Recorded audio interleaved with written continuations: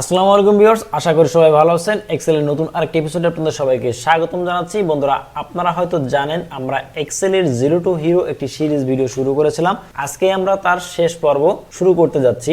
এর আগের পর্বগুলো যারা মিস করে ফেলেছেন তারা অবশ্যই চ্যানেলে গিয়ে দেখে নেবেন, অথবা আমি ডেসক্রিপশন বক্সে লিংক দিয়ে দেবো, ওইখান থেকেও আপনারা সরাসরি দেখে নিতে পারবেন। বন্ধুরা, আজকের ভিডিওতে আমরা এক্সেলের বেসিক লেভেলের এবং অ্যাডভান্স লেভেলের কিছু ধারণা দিয়ে আমরা এক্সেলের জিরো টু হিরো এই সিরিজটি শেষ করতে যাচ্ছি। বন্ধুরা, এরপরে আমরা ধাপে ধাপে আরো অনেক অ্যাডভান্স লেভেলের কাজ শিখবো। তার জন্য অবশ্যই চ্যানেলটি সাবস্ক্রাইব করে বেল বাটনটি অন করে রাখবেন, যাতে আমি ভিডিও পোস্ট করার সাথে সাথে আপনার কাছে নোটিফিকেশন চলে যায় এবং সাথে সাথে আপনি ভিডিওটি দেখতে পারেন। তো চলুন শুরু করি। বন্ধুরা, এখানকার যতগুলো ট্যাব বা মেনু আছে এখানে দেখতে পাচ্ছেন, আমি আগেও বলেছি, তারপর এই যেমন মনে করেন এক্সেল শিটটি ওপেন করার পরে এই যে হোম, ইনসার্ট, পেজ, লেআউট, এইগুলোকে বলা হয় ট্যাব বা মেনু। এখানে এক একটা ট্যাবের কিন্তু এক একটা কাজ আছে, যেগুলো আমি আগের ভিডিওতেও দেখিয়েছি। তার মধ্যে থেকে বেশ কিছু কাজ আমি এখান থেকে আজকের এই শেষ পর্বে আপনাদেরকে দেখাতে চলেছি। যেমন মনে করেন হোম ট্যাবের আন্ডারে দেখেন এখানে কিন্তু একটা গ্রুপ আছে।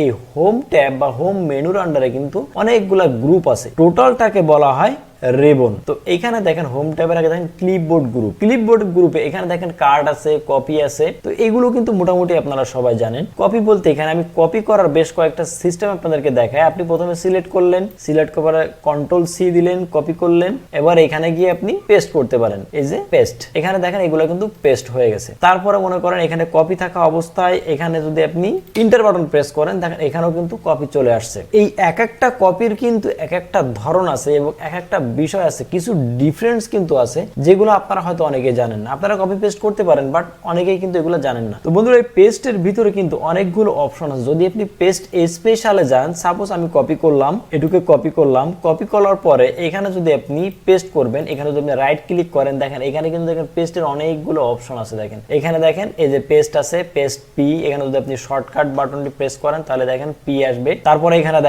দেখেন ভ্যালু আছে, এখানে দেখেন ফাংশন আছে, এখানে দেখেন ট্রান্সপোজ আছে। তো এই পেস্ট রিলেটেড যত ধরনের ফাংশন আছে এগুলো যদি আপনারা শিখতে চান তাহলে অবশ্যই কমেন্ট বক্সে জানাবেন। ইনশাআল্লাহ শুধুমাত্র পেস্ট স্পেশাল পেস্ট রিলেটেড যত ধরনের সমস্যা আছে সেই ভিডিওতে আলোচনা করব ইনশাআল্লাহ। তো এখানে জাস্ট আমি পেস্ট করে দিলাম, পেস্ট হয়ে গেল। এইখানে আরেকটা জিনিস আমি আপনাদেরকে দেখাবো, সেটা হলো দেখেন এখান থেকে আপনারা কপি করার পরে আমি যদি আন্ডু দিয়ে যাই, কন্ট্রোল জেড দিলে আন্ডু হয়। এখন এখান থেকে কপি করা অবস্থায় আপনি যদি এখানে রাইট ক্লিক না করে ইন্টার বাটন প্রেস না করে, দেখেন এইখানে কিন্তু এই পেস্ট অপশনটি আছে। এখানে যদি আপনি উপরে পেস্টে যদি আপনি ক্লিক করেন অথবা কন্ট্রোল ভি বাটনটি প্রেস করেন তাহলে কিন্তু এখানে পেস্ট হয়ে যাবে। দেখেন আমি ক্লিক করছি, পেস্ট হয়ে গেছে। কন্ট্রোল জেড, কন্ট্রোল ভি, দেখেন পেস্ট হয়ে গেছে। সেম জিনিস, বাট এর ভিতরে কিছুটা কিন্তু ডিফারেন্স আছে।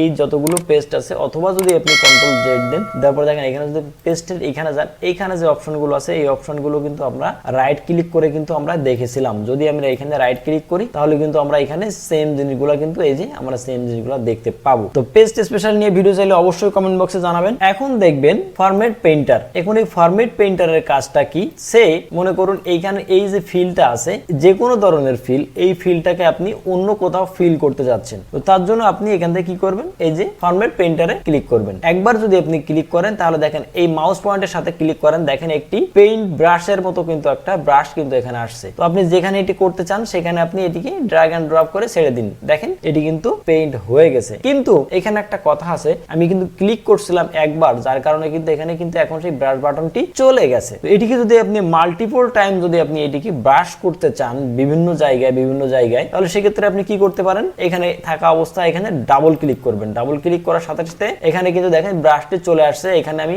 এই যে ফিল করলাম, দেখেন এখন কিন্তু আর ব্রাশটি কিন্তু চলে যায়নি। তার কারণ কি, আমি ডাবল ক্লিক করেছিলাম। তো এখন আপনার এখানে যেখানে দরকার আপনি সেখানে কিন্তু এই ফিলগুলা কিন্তু করতে পারবেন। এখন এখান থেকে আপনি যদি এটা যদি মনে করেন যে না আপনার এটার দরকার নাই, তখন আপনি এখানে আবার ক্লিক করবেন। ডাবল ক্লিক করলে চলে যাবে। দেখেন অলরেডি কিন্তু চলে গেছে। এখন কিন্তু আর সেই ব্রাশ অপশনটি কিন্তু নাই। তো যাই হোক, আমরা ক্লিপবোর্ড গ্রুপের কাজটি দেখে ফেললাম। আর এখানে দেখেন এগুলো আমি আগেও দেখিয়েছি, এখানে কিভাবে আপনি ফন্ট চেঞ্জ করবেন, কিভাবে এখান থেকে সাইজ চেঞ্জ করবেন, অর্থাৎ যেটুকু জায়গায় আপনি এটা অ্যাপ্লাই করতেছেন সেটা সিলেক্ট করবেন। সিলেক্ট করার পর এখান থেকে দেখেন বিভিন্ন ধরনের ফন্ট আছে, দেখছেন চেঞ্জ হচ্ছে। এটা আপনারা চেঞ্জ করতে পারবেন। এখানে বোল্ড আছে, ইটালিক আছে, আন্ডারলাইন আছে, যদি আপনার কোথাও আন্ডারলাইন দরকার হয় এইখানে আরেকটা জিনিস দেখেন, এই ফন্ট গ্রুপের ভিতরে এখানে বটম বর্ডার, অর্থাৎ এইখানে যদি আপনি বর্ডার দিতে চান, প্রত্যেকটা ঘরে যদি বর্ডার দিতে চান তাহলে আপনি কিভাবে বর্ডার দিতে পারেন এটা আপনারা অবশ্যই পারেন। তারপরে বেসিক লেভেল থেকে শুরু করছি বিধায় আমি আবার দেখাচ্ছি। যদি আপনি এখানে মনে করেন যে না আপনার এক সাইডে বর্ডার দরকার, শুধুমাত্র বটমে আপনি দিতে পারবেন। যদি আপনি মনে সবগুলাই বর্ডার দরকার, আপনি এভাবে ক্লিক করলে সবগুলাতেই বর্ডার চলে আসবে। আবার যদি মনে করেন যে না আপনার শুধুমাত্র আউটলাইনে বর্ডার দরকার, সেক্ষেত্রে আপনি কি করবেন যে শুধুমাত্র এই চারি সাইডে এখানে বর্ডার আসবে, অর্থাৎ এই যতটুকু আমি সিলেক্ট করেছিলাম এতটুকু জায়গায় কিন্তু বর্ডার আসছে। এগুলো আপনারা দেখে নেবেন। তারপর এখানে আসে দেখেন এটি হলো আপনার ইনক্রিজ ফন্ট সাইজ আর এটি হলো ডিক্রিজ ফন্ট সাইজ, অর্থাৎ এটি দিয়ে আপনার ফন্ট সাইজ ফন্টগুলোকে বড় ছোট বড় করতে পারবেন। এখান থেকে দেখেন বড় হচ্ছে, এটা দিয়ে ছোট হচ্ছে। এটা দিয়েছে ফিল কালার, আপনি যদি নিচে কোনো ব্যাকগ্রাউন্ডে কালার করতে চান তাহলে এখান থেকে দেখেন ব্যাকগ্রাউন্ডে এখানে নিচে অনেক ধরনের কালার এখান থেকে পাবেন। এটি হলো ফন্ট কালার, আপনার ফন্টটা কোন কালারে দেখাবে সেটি কিন্তু আপনি এখানে দেখতে পাচ্ছেন। দেখেন অলরেডি কালার চেঞ্জ হচ্ছে। তারপরে আছেন অ্যালাইনমেন্ট গ্রুপ। অ্যালাইনমেন্ট গ্রুপে যদি আসেন তো এখানে আপনার টেক্সটটা কোথায় দেখাবে সেটি যদি আপনি এখান থেকে দেখতে চান তাহলে আমরা ঘরগুলোকে একটু বড় করি। ঘরগুলো কিভাবে বড় করতে হয় সেটি আমি আগেও আপনাদের দেখিয়েছিলাম, আজকেও আরেকবার দেখিয়ে দিব। তো দেখেন এইখানে কিন্তু আমি ঘরগুলো বড় করার কারণে দেখেন এটা কিন্তু নিচে চলে আসছে এই সবগুলো লেখা। তো আমি চাচ্ছি এটি মিডিল বরাবর থাকবে। তো দেখেন এটিকে আমি এখন সিলেক্ট করব। সিলেক্ট করার পরে এখান থেকে যদি আমি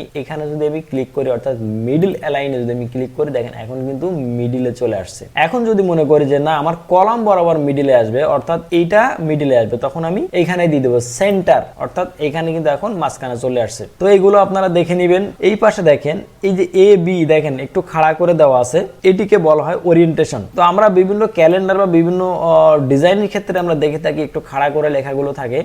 এটিকে আপনারা সিলেক্ট করবেন, সিলেক্ট থাকা অবস্থায় এখানে ক্লিক করবেন। দেখেন এখানে কিন্তু বিভিন্ন ধরনের স্টাইল আছে, এরকম কিন্তু আমরা বিভিন্ন ক্যালেন্ডার বা বিভিন্ন জায়গায় দেখে থাকি। তো এটিকে আপনারা যদি চান আপনারা করতে চান এটা করতে পারবেন। এখানে আরো স্টাইল আছে। এটিকে আপনাকে উঠিয়ে দেওয়ার জন্য এখান থেকে সিলেক্ট করে আপনাকে এটি আবারও ক্লিক করতে হবে, করলে এটি চলে যাবে। অলরেডি দেখেন চলে গেছে। এখন যদি মনে করেন যে না আপনার এই পাশের লেখাগুলো একটু এগোনো থাকবে, তখন আপনি কি করবেন, এখান থেকে এই যে ইনক্রিজ ইনডেন্ট এবং ডিক্রিজ ইনডেন্ট, তো আপনি যদি ইনক্রিজ ইনডেন্টে যদি ক্লিক করেন দেখেন আপনার কিন্তু লেখাগুলো কিন্তু স্পেস ছাড়াই কিন্তু একটু করে সামনে চলে আসছে। তো এটিকে যদি আপনারা ব্যাক করতে চান তাহলে এখানে ডিক্রিজ ইনডেন্ট এখানে আপনি ক্লিক করবেন, অলরেডি কিন্তু চলে আসছে। অথবা আপনি কন্ট্রোল জেড দিয়েও যেতে পারেন। কিন্তু যদি আপনি ফাইলটা একবার সেভ করে দিয়ে কেটে দিয়ে বের হয়ে যান তখন কিন্তু আর কন্ট্রোল জেডে বা আন্ডু রিডুতে কিন্তু কাজ করে না। তখন সেক্ষেত্রে আপনাকে এইভাবে ইনডেন্ট দিয়ে আপনাকে কাজ করতে হবে। এখন আসলে র‍্যাপ টেক্সট। র‍্যাপ টেক্সটটা কি? যদি মনে করেন যে না আপনার কোনো একটি লেখা আমি এখানে কোনো একটি কিছু লিখলাম, কিন্তু এই লেখাটি কিন্তু আমার কি হচ্ছে এই কলামের বাইরে চলে যাচ্ছে, কিন্তু আমি চাচ্ছি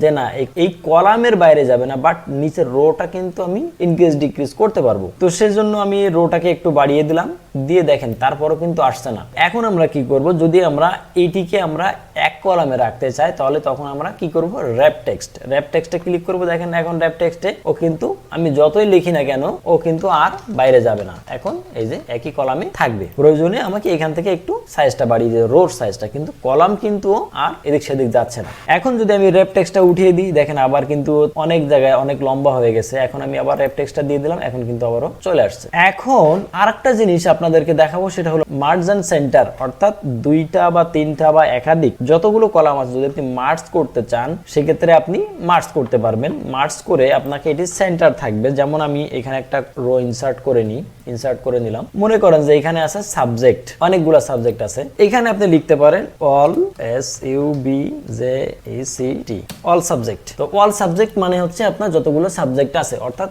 এই তিনটা কলামে, অর্থাৎ ডি কলাম, ই কলাম এবং এফ কলামে কিন্তু সাবজেক্ট আছে এবং এই তিনটা কলামের হেডার আছে অল সাবজেক্ট। এটি কিন্তু আপনি মার্জ এন্ড সেন্টার, অর্থাৎ আপনার এটা মার্জ হয়ে গেছে, তিনটা কলাম একত্রিত হয়ে গেছে এবং এটি মার্জ হয়ে সেন্টারে চলে, অর্থাৎ মাঝখানে চলে আসছে। এখন যদি আপনি এটিকে এপাশ ওপাশ করতে চান করতে পারবেন। এখান থেকে আপনি সরাই দিতে পারবেন, এখান থেকে সরাই দিতে পারবেন, এখানে রাখলাম, এইভাবে আপনি যে কোনো কিছু করতে পারবেন। অর্থাৎ মার্জ এন্ড সেন্টার হচ্ছে এটা হলো কি নাম্বার গ্রুপ। এখানে আপনার এই যে ডলার অর্থাৎ কারেন্সি আছে, বিভিন্ন ধরনের কারেন্সি, ডলার, ইউরো, বিভিন্ন ধরনের কারেন্সি কিন্তু এখানে আছে, পার্সেন্টেজ আছে, কমা আছে, তারপর এখানে যে কমা কম বেশি, অর্থাৎ এখানে ইনক্রিজ ডেসিমেল, ডিক্রিজ ডেসিমেল, এখান থেকে আপনারা এটি করতে পারবেন। এটি আমি আপনাদেরকে দেখিয়ে দিয়েছি। তারপর আর একটু দিই, কমাতে ক্লিক করলাম, দেখেন এখানে কিন্তু দশমিকের পরে 2 সংখ্যা আসছে। এখন যদি মনে করেন যে না এখান থেকে আপনি আরো ইনক্রিজ করবেন, দেখেন এখন কিন্তু দশমিকের পরে সংখ্যা কিন্তু আরো ইনক্রিজ হচ্ছে। এখান থেকে ক্লিক করবেন, দশমিকের পরে এটি ডিক্রিজ হচ্ছে। কন্ডিশনাল ফরম্যাট আপনারা দেখিয়েছি, এটা ফরম্যাট দেখিয়েছি, সেল স্টাইল এটা দেখিয়েছি।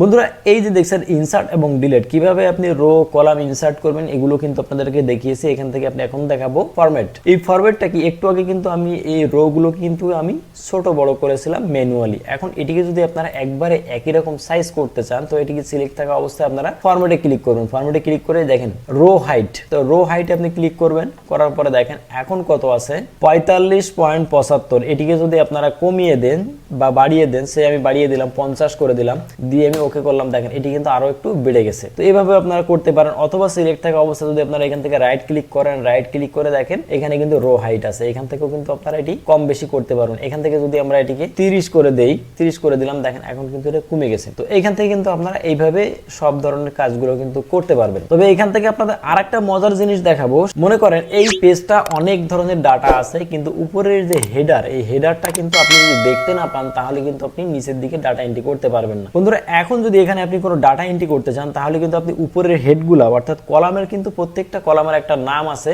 যে কলামের যে নাম সেখানে সেই ধরনের ডাটা কিন্তু সেখানে ইনপুট দিতে হয়, যেমন স্টুডেন্টের নেম, সাবজেক্টের বিভিন্ন সাবজেক্টের মার্ক, এই ইত্যাদি ইত্যাদি। তো এই ধরনের ডাটা যদি আপনি ইনপুট করতে চান তাহলে আপনাকে কি করতে হবে, উপরে গিয়ে দেখতে হবে, আবার নিচে আসতে হবে না, এগুলো দরকার নাই। এর জন্য আপনি চাচ্ছেন এই যে রোটা আছে এই রোটা ফ্রিজ বা স্থির থাকবে, এটা উপরে চলে যাবে না। তাহলে কি করতে হবে, আপনি যতটুকু জায়গা আপনি ফ্রিজ করতে চাচ্ছেন অতটুকু জায়গা আপনি সিলেক্ট করবেন, অর্থাৎ তার পরবর্তী রো বা পরবর্তী কলামকে আপনি সিলেক্ট করবেন। যেমন এটিকে আমি সিলেক্ট করলাম, সিলেক্ট করা অবস্থায় এখন আমি চলে যাব কোথায়, ভিউতে। এই যে ভিউতে চলে আসলাম, আসার পরে দেখেন এখানে ফ্রিজ পেন্স নামে একটি কিন্তু অপশন কিন্তু এখানে আছে। তো এটির উপরে আপনারা ক্লিক করবেন, ক্লিক করলে এরকম একটা অপশন কিন্তু এখানে আপনারা দেখতে পাবেন। তো এখানে দেখেন ফ্রিজ পেন্সে আপনি এখানে ক্লিক করে দিলেন, দেওয়ার সাথে সাথে দেখেন এটি কিন্তু এই পর্যন্ত ফ্রিজ হয়ে গেছে। এখন যদি আমি নিচের দিকে যাই এখন কিন্তু আর কোনো সমস্যা নেই, অর্থাৎ উপরের দিকে যে আমাদের হেডার ছিল, প্রত্যেকটা কলামের কিন্তু একটা করে হেডার আছে, তো হেডার ছিল, এই হেডার কিন্তু আমাদের এখন ফ্রিজ হয়ে গেছে। আমি যত নিচেই যাই না কেন এটি আর চেঞ্জ হবে না বা উপরে উঠে যাবে না। এটিকে আপনারা আবার আনফ্রিজ কিভাবে করবেন, যদি মনে করেন যে না এটি আপনাদের আর দরকার নাই, তাহলে এই সিলেক্ট থাকা অবস্থায় আপনি আবার এখানে চলে যাবেন, এই যে ফ্রিজে, এখান থেকে আনফ্রিজে, দেখেন এখন আনফ্রিজ হয়ে গেছে। এখন এটিকে আনফ্রিজে ক্লিক করবেন, করার পরে দেখেন এখন কিন্তু আবার আগের মতো হয়ে গেছে। এবার আপনি মনে করেন আপনি চাচ্ছেন যে আপনার কলামটা ফ্রিজ হয়ে থাকবে, এখানে মনে করেন যে আপনার অনেকগুলা কলাম এখানে আছে, আমি একটু ইনসার্ট করে নিই, দেখেন এখানে ইনসার্ট হয়ে গেছে। এখন মনে করেন যে আমি এখান থেকে আমি এই দিকে ডাটা এন্ট্রি করব, তখন আমি এই দিকের এই যে নামগুলা কিন্তু আমি দেখতে পাচ্ছি না, যখন আমি এইদিকে যাচ্ছি তখন কিন্তু আমি নামগুলা দেখতে পাচ্ছি না। তো সেক্ষেত্রে আপনি কি করতে পারেন, মনে করেন আপনি এই পর্যন্ত আপনি নাম পর্যন্ত আপনি ফ্রিজ রাখতে চান, তাহলে আপনাকে এই পাশের কলামটাকে সিলেক্ট করতে হবে। করার পরে এখান থেকে ফ্রিজ, এখান থেকে আপনি ফ্রিজ পেন্সে আপনি ক্লিক করেন, ক্লিক করার পরে দেখবেন তখন কি হবে, এখান থেকে দেখেন এখন কিন্তু স্টুডেন্টের নাম কিন্তু আর সরে যাচ্ছে না। তো এইভাবে আপনারা এটি ফ্রিজ আনফ্রিজ করতে পারেন। বন্ধুরা আজকের ভিডিওতে আমরা দেখলাম হোম ট্যাবের ভিতরে যে রিবন আছে, এই রিবনের বেশ কিছু বহুল ব্যবহৃত টুলস। তো আশা করি টুলসগুলোর ব্যবহার আপনারা বুঝতে পেরেছেন, এবং আরও যে টুলসগুলো আছে, যে আরও যে মেনুগুলো আছে বা আরও যে ট্যাবগুলো আছে, এগুলোর ব্যবহার আমরা আস্তে আস্তে ধীরে ধীরে শিখবো। কিন্তু বেসিক টু অ্যাডভান্স লেভেল, তো basic to advance level 0 two hero কিন্তু আজকে আমাদের শেষ ক্লাস। তো এই ক্লাসের বাকি ভিডিওগুলো যদি আপনারা না পেয়ে থাকেন তাহলে অবশ্যই ডেসক্রিপশন বক্সের থেকে লিঙ্ক নিয়ে দেখে নেবেন, অথবা চ্যানেলটি ভিজিট করবেন। এবং পরবর্তীতে আমরা আরও অ্যাডভান্স লেভেলের বিভিন্ন কাজ শিখবো, তার জন্য অবশ্যই চ্যানেলটি সাবস্ক্রাইব করে বেল বাটনটি অন করে রাখবেন। সাথে থাকার জন্য সবাইকে অসংখ্য ধন্যবাদ। ভালো থাকবেন সবাই, দেখা হবে অ্যাডভান্স লেভেলের বিভিন্ন পর্বে। ততদিন সবাই ভালো থাকবেন, সুস্থ থাকবেন। আল্লাহ হাফেজ, আসসালামু আলাইকুম ওয়া রাহমাতুল্লাহি ওয়া বারাকাতুহু।